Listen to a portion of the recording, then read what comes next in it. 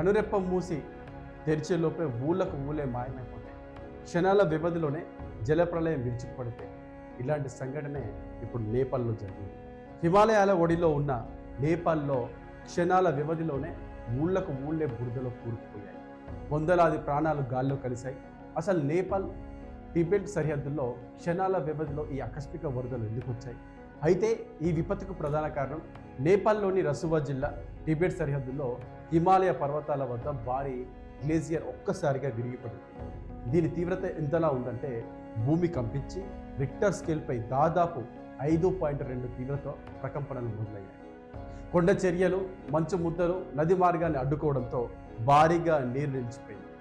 ఆ తర్వాత ఆ సహజ ఆనకట్ట ఒక్కసారిగా తెగిపోవడంతో బోటే కోసి త్రిశూలి నదుల్లో సునామీ తరహా ఆకస్మిక వరద విరుచుకుపడింది.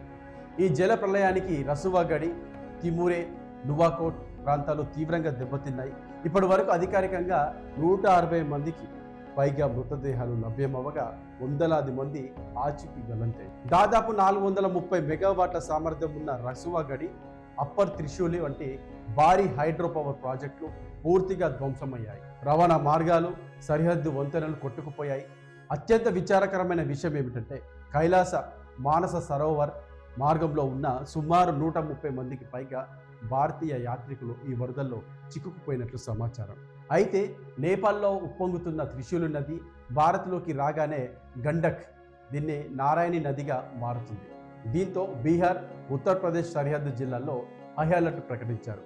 మరోవైపు నేపాల్ ఆర్మీతో పాటు భారత ప్రభుత్వం కూడా అత్యవసర మందులు, ఎన్డీఆర్ఎఫ్ బృందాలను రంగంలోకి దించి సహాయక చర్యలను ముమ్మరం చేసింది. దీనికి చైనా ఎలాంటి ముందస్తు హెచ్చరికలు జారీ చేయకపోవడం, అలాగే నదిని మళ్లించి అక్రమ నిర్మాణాలు చేపట్టడం వల్లనే ఎక్కువ నష్టం జరిగిందని నేపాల్ ఆరోపించింది. హిమాలయాల్లో తరచూ జరుగుతున్న ఇలాంటి పరిణామాలు మానవాళికి తీవ్ర హెచ్చరికగా మారుతున్నాయి.